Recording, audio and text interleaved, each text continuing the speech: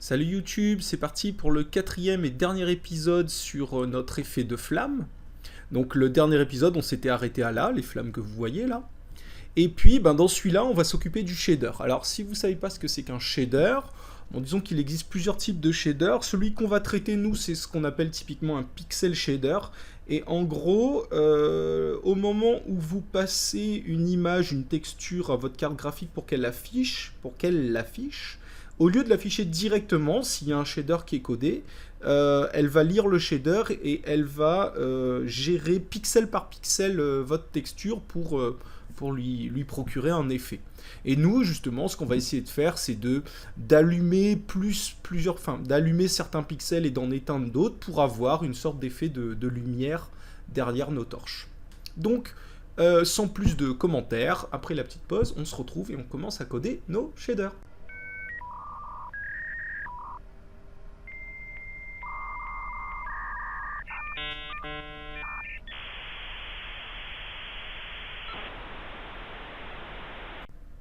Allez, on va fermer ça. Et puis, alors, un shader, ça s'applique forcément à une texture. Donc, avant même de commencer à créer notre shader, ce qu'il faut, c'est qu'on se charge une texture en background. Et donc, je vous en ai trouvé une image gratuite sur le net que j'ai appelée bg.jpg. Et donc, on va se la charger, on va l'afficher aux coordonnées 00. Donc, on va mettre bg égale love.graphics.newImage bg.jpg. Et ici, donc avant de dessiner les flammes, on va mettre love.graphics.draw bg à la position 0, 0. Et normalement, on devrait avoir un fond. Ok. Donc là, pour l'instant, il n'y a strictement aucun shader. Alors, on va aller créer ce shader. On va se mettre par exemple ici, là dans notre module flamme, et ce shader c'est censé être la lumière que crée notre torche sur le fond, donc on pourrait l'appeler light par exemple. Et alors pour déclarer un shader, on fait double crochet ouvrant, double crochet fermant, et on va pouvoir mettre du texte à l'intérieur. Alors le langage utilisé par les shaders, c'est, je sais plus le nom, c'est du GLSL, ça ressemble ça ressemble à du Java ou du C#. En tout cas, c'est un langage prétypé. Et on va commencer par se faire un shader qui fait rien. Alors, pour faire un shader qui fait rien, il faut quand même écrire des trucs. En fait, on a une fonction qui s'appelle effect, qui prend 4 paramètres et qui renvoie un vecteur 4 qui est une couleur, en fait la couleur du pixel qu'on est en train de traiter. Donc, cette fonction, elle ressemble à ça. Donc, elle renvoie un vec 4, elle s'appelle effect, et elle prend 4 paramètres. Ces 4 paramètres sont un premier vec 4 que je vais appeler color, une image que je vais appeler text comme texture, un vec 2 qui est text coord, et j'expliquerai ce que c'est juste dans un instant, et un autre vec 2 qui lui est screen coord.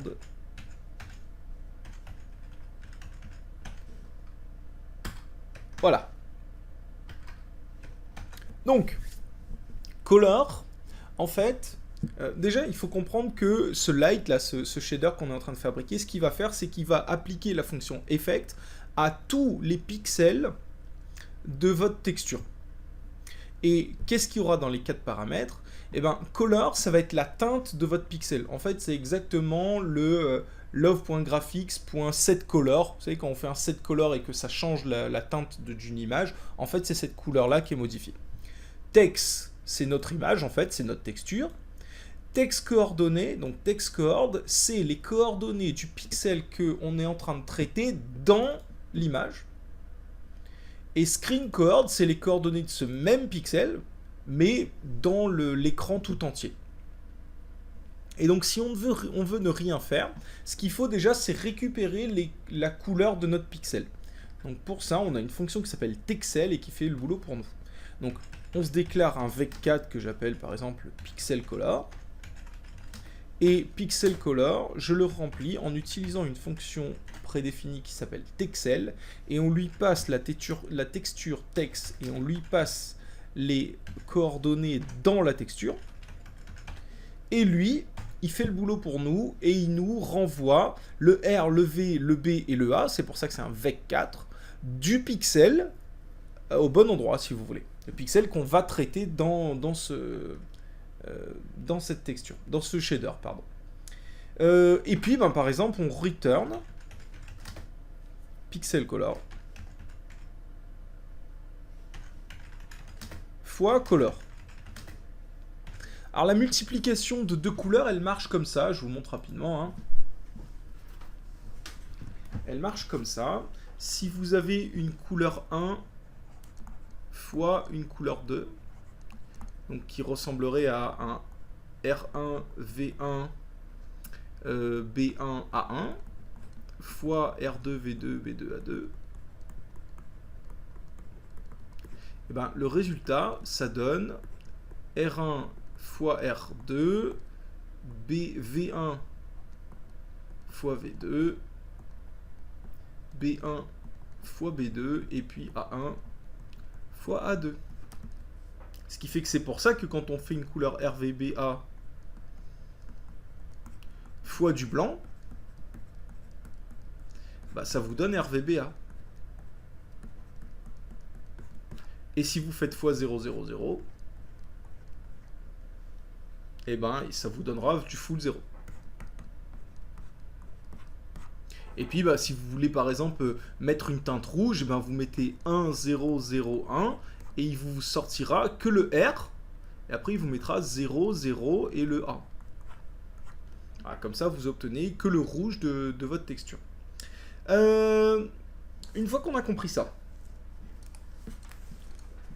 et ben, on comprend que notre shader, il fait strictement rien. Parce qu'il prend la couleur du pixel, il le multiplie par la teinte, et il renvoie ce pixel qui était lui-même. Alors bien sûr, il faut que la teinte là soit blanche.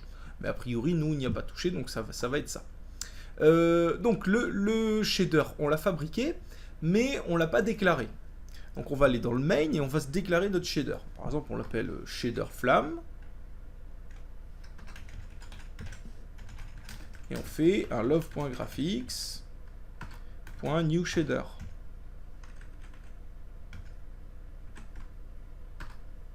Hop, new shader, et on lui passe light. Ça y est, voilà, notre shader est déclaré. Et maintenant, pour l'utiliser, ce qu'il faut, c'est encadrer tous les chargements d'images qu'on a par ce shader. Donc on va faire love.graphics.setShader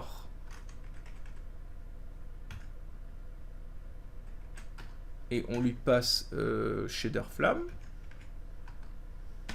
Et après l'image, on fait un love.graphics.setShader et on passe rien du tout.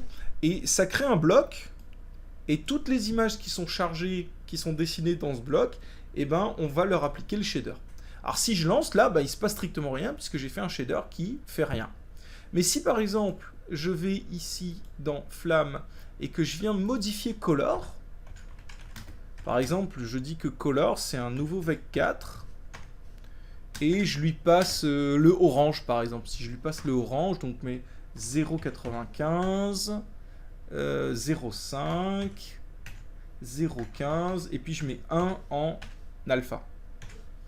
Et que je lance, et vous voyez que cette fois-ci, j'ai une teinte orange sur mon background. Donc mon shader fonctionne très bien. Et maintenant, l'idée, c'est il faut fabriquer des lumières. Alors, bien sûr, il y a plein de paramètres externes au shader qui vont devoir passer dans le shader. Notamment, combien il y a de lumière, quelles sont leurs positions, etc., etc.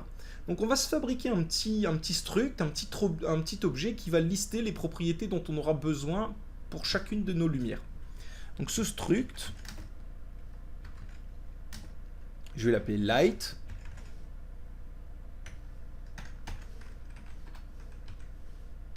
Voilà. Et puis il va prendre trois paramètres, il va prendre trois champs. un premier vec2 qui va être sa position. Ok. Un deuxième vec3 qui va être en fait la couleur de notre lumière, parce qu'on pourrait imaginer faire des lumières qui éclairent. Moi je vais la faire jaune là, on va utiliser le jaune qui est là, et donc c'est la couleur qu'on va lui passer, mais on pourrait imaginer faire des lumières bleues, vertes, rouges, oranges, etc. D'ailleurs, on pourrait imaginer que les lumières aient des couleurs différentes. Donc vec3, qu'on va appeler couleur, et puis notre lumière, il faut qu'elle ait une sorte d'intensité, donc un flottant qu'on va appeler power. Et l'idée, c'est plus power est élevé, et plus l'intensité lumineuse de la flamme sera forte. Ok. Maintenant, il faut que je puisse faire passer des variables de l'UA à mon shader. Et pour ça, j'utilise le mot externe qui me permet de, quand je déclare une variable, eh ben, en fait, je la charge non pas dans le shader, mais je la charge dans l'UA et je la ramène de l'UA au shader. Alors déjà, je vais avoir besoin d'un nombre de lumière. Donc je vais appeler ça NBLight. Je vais mettre un S. Et puis, j'ai pas besoin de donner la valeur parce que ça sera donné par le shader. Et puis, je vais avoir besoin d'une liste de light là, de ce truc là. Je vais avoir besoin d'une liste de choses comme ça. Le problème, c'est que je peux pas créer juste une liste, un peu comme en Lua, je crée une liste et puis je rajoute, j'enlève comme je veux. Dans ce genre de langage, quand vous créez une liste, vous devez spécifier le nombre de cases mémoire dont on a besoin pour garder cette liste. Et donc en fait, on a besoin de savoir au départ, entre guillemets, combien de lumière on veut créer. Alors nous, on sait qu'on veut en créer 3, mais on pourrait imaginer qu'après, dans le jeu, il y en ait qui arrivent, qui repartent, etc. Dans ce que vous voudrez faire de ça. Et donc, je suis parti sur 10, mais on pourrait mettre beaucoup plus. Vous mettez la valeur que vous voulez. Alors, c'est toujours en externe. Et on va se créer donc une liste de light. Donc, je vais l'appeler list light. Je vais mettre un S. Et c'est un tableau de 10 valeurs. Alors le truc, c'est un tableau de 10 quoi? Eh ben, il faut déclarer, enfin, il faut pré-typer en light. Avec un grand L, hein. Ce light là, c'est bien mon truc qui est ici là. Donc c'est 10, c'est une liste qui s'appelle list light de 10 quoi? De 10 light. Ok. Ça veut dire que ici, il va falloir que je passe mes valeurs externes. Donc dans l'update là, ici il va falloir que je me mette un truc du genre shader flamme 2.scinde. Alors je scinde à qui et quelle valeur? Alors je scinde à NB lights et je lui envoie 3 puisque moi j'ai 3 flammes qui sont ici. Ok. Et maintenant, ici, on va pas faire juste l'update, mais on va devoir lui passer plein de choses. On va devoir lui passer la position de chacune des lumières, la couleur de chacune des lumières et la puissance de chacune des lumières. Donc pour faire ça, on refait pareil, shader flame 2.scinde. Alors on scinde quoi? Enfin, on scinde à qui surtout? On scinde à... Alors, notre liste, elle s'appelle... list light avec un S. Et elle prend point position, point couleur et point power. Donc, list light avec un S. Crochet combien? Alors normalement, il faudrait que je mette crochet K. Mais en fait, pas tout à fait parce que le K en Lua, il commence à 1, alors que dans le langage du shader, il commence à 0. Donc ça devrait être crochet K-1, ça devrait être un truc comme ça, point position. Il faudrait lui passer quoi? Il faudrait lui passer flamme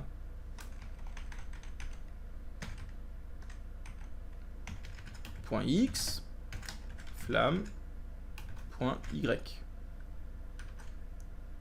Voilà, ça serait ça l'idée. Sauf que ça marche pas du tout parce que ici k est pas le nombre qui est là en fait. Ça c'est un nombre, enfin c'est ma variable k. Alors que ça, c'est du texte. Du coup, il faut que je le caste en chaîne de... Enfin, il faut que je transforme la valeur K qui est là en chaîne de caractères. Mais je veux pas le caractère K. Donc pour ça, il faut que je fasse de la concaténation. Donc point, point. Et puis, lui, le K, il faut le mettre en toString. Zut, il m'a bouffé le K. Tac. Le -1, on va le mettre dedans. Point, point. Et je mets mon texte comme ça.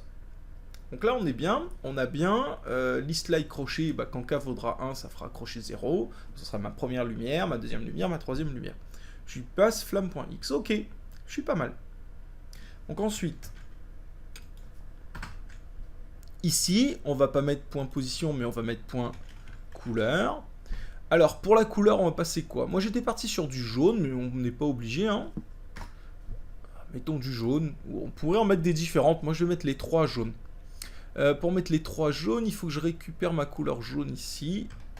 Et que je vienne la mettre là. Voilà. Donc là, j'ai mon jaune. Et puis, la dernière... Hop, je vais lui passer, donc power. Puis disons qu'on lui passe 5. Bah voilà, on lui a passé tous les paramètres. Donc ça c'est fait. Maintenant il faut les utiliser pour fabriquer notre shader. Donc on vient ici. Et puis l'idée est la suivante.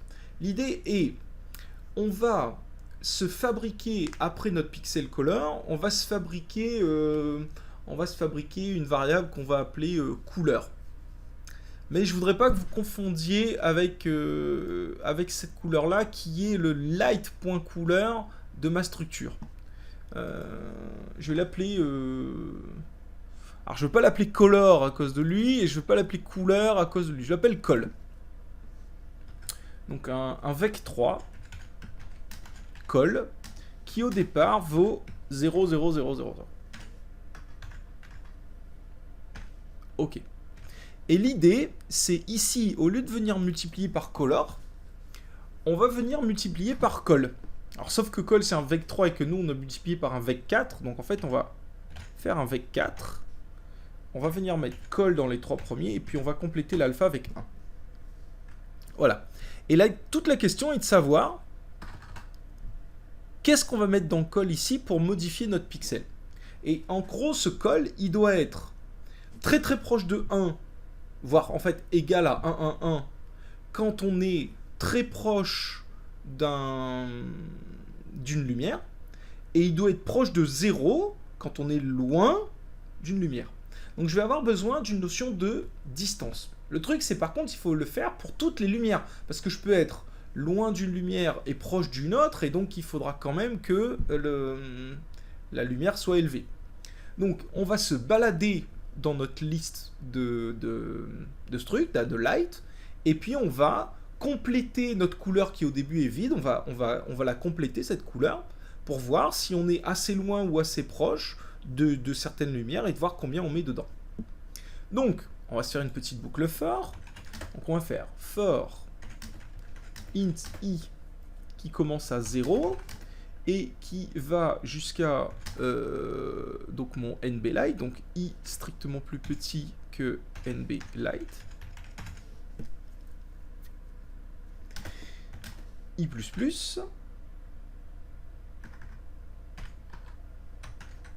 et je fais quoi là-dedans? J'ai ma boucle phare, je fais quoi là-dedans? Je vais déjà, au lieu de me balader avec list lights crochet i là, je vais dire que ça, je l'appelle light, et je le prétype quand même. Voilà, donc je me déclare un light que j'appelle light et qui est le ième élément de ma list light. Ok. Et maintenant, je vais calculer la distance entre cette lumière-là et mon pixel que je suis en train de traiter, qui est donc à la coordonnée screen coord. Donc, c'est un flottant. Je vais l'appeler distance. Et il y a une fonction qui fait ça très bien pour nous, c'est length. Donc length de quoi? De la position de light, donc LIGHT, donc light.position.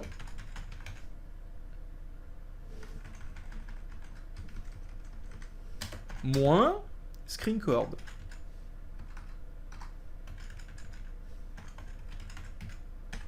Ça y est, j'ai ma distance. Et maintenant,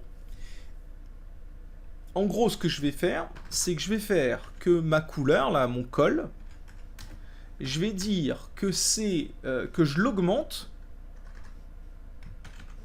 Au début, il est vide. Hein. Je l'augmente de la couleur de ma lampe, donc de light.couleur, mais multiplié par une certaine atténuation. Et toute la question est de comment je calcule l'atténuation. Et l'atténuation va forcément dépendre de la distance, mais aussi d'un truc dont on n'a pas parlé encore, c'est de la puissance de ma lumière. Donc ici, je vais avoir un flottant que je vais appeler atténuation. D'ailleurs, si, je suis bien. Donc flottant que j'appelle atténuation. Et alors, ce atténuation, il fonctionne comment? Plus ma lumière est grande, enfin, plus ma lumière est puissante et plus atténuation doit être élevée, hein, pour avoir du 1 ici, pour que ça laisse bien la couleur, pour que je mette bien toute la couleur de la lumière dans le col, et plus ma distance est grande, et plus l'atténuation doit être faible pour pas mettre beaucoup de couleur dans le col. Donc en fait, j'ai qu'à faire un quotient des deux. J'ai qu'à faire light.power divisé par distance. Alors, sauf que ça, c'est pas super top. Est-ce que vous voyez pourquoi?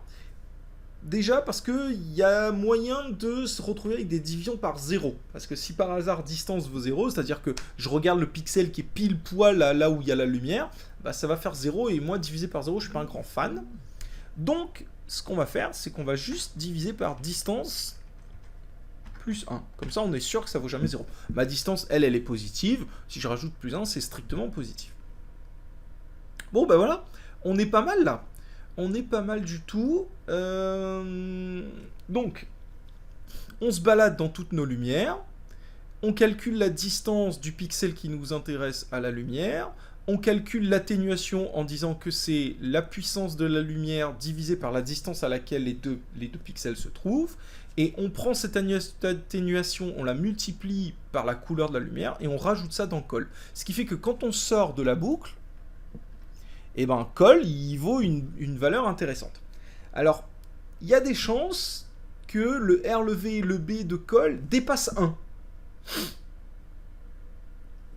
Pour que ça n'arrive pas, on va utiliser une fonction qui s'appelle clamp, et qui est là pour clamper les valeurs entre deux bords. Donc en fait, nous, on va clamper col entre 0 et 1. Donc à la fin de la boucle, on va mettre col égale clamp de col entre 0 et 1. Et ben, j'ai l'impression qu'on est pas mal. Essayons pour voir ce que ça donne. Et ben voilà, on a un magnifique effet de shader avec cette lumière là.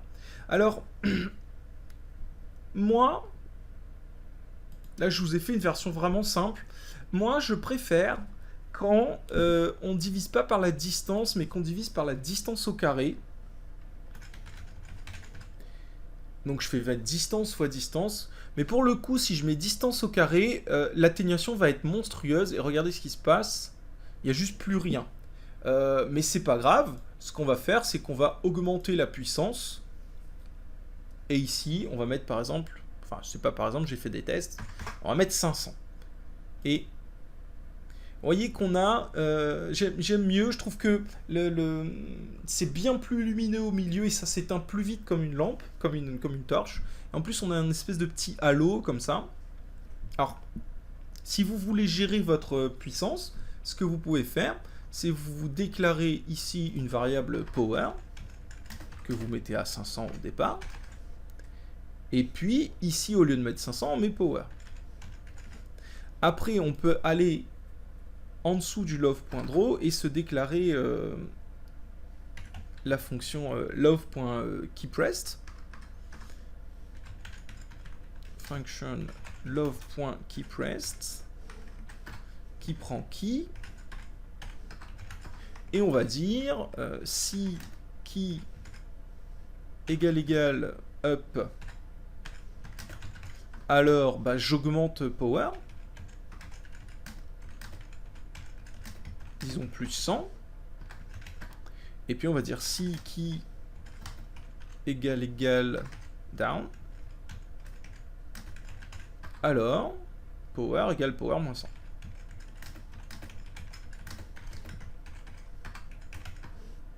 Et comme ça, on va pouvoir gérer notre power. On pourrait même peut-être l'afficher. On va se mettre ici, on va mettre un love.graphics.print quoi power à la position 10, 10. Et pour être sûr que ça plante pas, on va se mettre en blanc. Set color 1, 1. Voilà, on teste. Donc là, on note 500 qui est notre puissance. Et puis, donc, si j'utilise des touches, vous voyez que j'augmente ma puissance. Et vous voyez l'halo, le petit halo lumineux qui fait vraiment un effet de lumière, en fait, que j'aime beaucoup. Et qu'on n'a pas quand on met juste, quand on divise juste par la distance, on l'a pas. Donc ça, c'est un effet clairement de la fonction carré.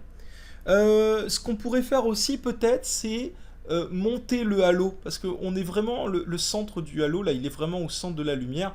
Et c'est un peu bête là que la lumière elle soit en bas, on voudrait peut-être la monter un peu par rapport à la flamme. Alors le truc c'est que ça doit dépendre de p.life en fait, de flamme.life. Parce que il faut le monter plus pour celle-là que pour l'autre. Alors après il faut la monter de combien, c'est un peu délicat. Alors moi j'avais fait quelques tests et je trouvais que c'était pas mal quand on l'a monté de... donc pour la monter c'est moins. J'ai pris flamme.life. Et j'ai multiplié par 5. 5. J'ai envie d'essayer 10, tiens, on va voir ce que ça donne. Ouais, c'est un peu haut là. Vous voyez, c'est un... Ah, quoique. Quand la flamme naît, on voit ici, là. Mettons 7 alors. Hop. Ah, c'est pas mal. Bon, voilà, on est pas mal.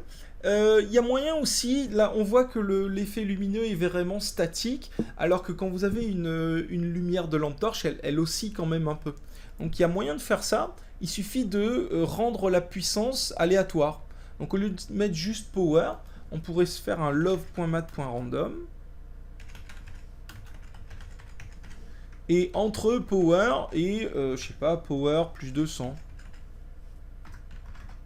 Ou plus 150, c'est à vous de tester après. Vous voyez, là, on a un bon effet lumineux de flamme qui oscille. Peut-être que 200, ça fait beaucoup. On peut mettre 150.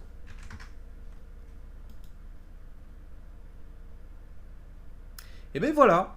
Je pense qu'on va s'arrêter là pour cette vidéo. Et on va s'arrêter là pour ce délire. Je me suis bien marré à le faire. J'espère que vous avez kiffé. En attendant le prochain, et ben écoutez, faites des mathématiques, codez, délirez, et en tout cas, amusez-vous. Eh, pep, c'est pas fini. Il y avait quelque chose qui me dérangeait dans ce shader, et j'ai trouvé ce que c'est. C'est qu'en fait, la lumière, elle est circulaire, alors que la flamme, elle est dans la longueur. En fait, ça aurait été beaucoup mieux si on avait quelque chose d'elliptique en fait, une aura de lumière elliptique plutôt que circulaire. Alors pour ça, il faut modifier notre fonction de distance. Donc on va repartir dans notre shader, et ici vous voyez qu'on utilise la fonction length qui calcule la distance entre les deux, mais la distance classique euclidienne.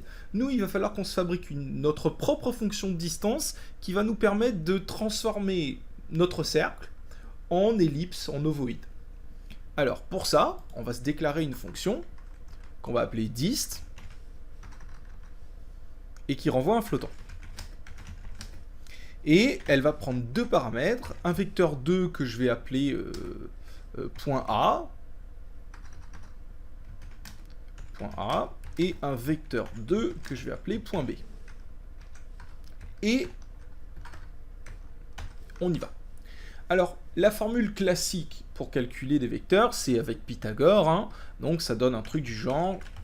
donc il faut que je fasse le carré de la différence entre PA.x et PB.x. Donc ça va me donner... Alors, pour faire un carré, on va faire PO PA.x moins PB.x, virgule 2. Voilà, donc là j'ai le carré de PA moins PB. Je vais l'additionner avec le carré de PA.y moins PB.y. Et donc virgule 2. Ok. Et tout ça, je dois en prendre la racine carrée. Donc en fait, je vais prendre la puissance 1/2. Tout ça, puissance 0,5. Voyez, ça fait ma racine, ma fonction normale. C'est-à-dire que ici, si au lieu de mettre length, je viens mettre dist, et je fais plus la soustraction, mais je fais virgule, bah, j'ai exactement la même chose normalement si je ne me suis pas planté. Alors, je dois avoir un problème de point-virgule quelque part. Voilà. Hop, il me manque mon point-virgule. Et voilà. Là, j'ai récupéré mon code. C'est exactement le même, sauf que j'ai écrit ma propre fonction de distance. Maintenant, ce qu'on va faire, c'est qu'on va la modifier. On va considérer que sur l'axe des x, la distance compte par exemple 3 fois plus que sur l'axe des y. Donc ici, on va faire 3 fois la distance. Et on va voir ce que ça donne quand on lance. Et vous voyez, j'ai étiré, puisqu'en fait, comme ma distance compte 3 fois plus sur l'axe des x que sur l'axe des y, eh ben, il faut faire 3 fois moins de distance réelle pour avoir la distance. Du coup, ça rétrécit sur l'axe des x et ça laisse normal sur l'axe des y. Et donc, on a réussi à faire cette espèce de champ ovoïde en forme d'ellipse. Alors par contre, pour le coup, il faudrait vraiment la monter, là, cette fois-ci, la lumière. Donc on avait mis, je sais plus combien, on avait mis x7, je sais pas, essayons x20.